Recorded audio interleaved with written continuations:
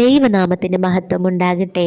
ഇന്നത്തെ ദിവസം ദൈവം നമ്മോട് സംസാരിപ്പാനായി തന്നിരിക്കുന്ന വേദവാക്യം സദൃശ്യവാക്യങ്ങളുടെ പുസ്തകം 3-ാം അധ്യായം അതിൻ്റെ 27-ാം വാക്യമാണ്. നന്മ ചെയ്യുവാൻ നിനക്ക് പ്രാപ്തിയുള്ളപ്പോൾ അതിന് യോഗ്യന്മാരായിരിക്കുന്നവർക്ക് ചെയ്യാതിരിക്കരുത്. ദൈവമക്കളെ, ഈ വചനം നമ്മെ എന്താ പഠിപ്പിക്കുന്നത്? നമ്മെക്കൊണ്ട് ഒരു മനുഷ്യനെ സഹായിക്കാനായിട്ട് പറ്റുന്നുണ്ടെങ്കിൽ അത് നമ്മൾ ചെയ്യണം, ചെയ്യാതെ ഇരിക്കാൻ പാടില്ല എന്നാണ് നമ്മളെ പഠിപ്പിക്കുന്നത്.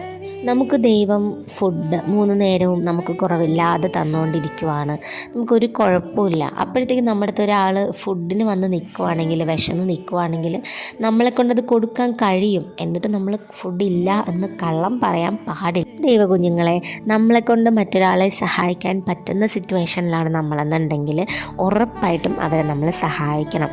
ഓക്കെ, അപ്പം നമ്മൾ അവരെ സഹായിക്കുന്നതിലൂടെ നമുക്ക് കുറവുകളൊന്നും വരാൻ പോകുന്നില്ല. നമ്മെ ദൈവം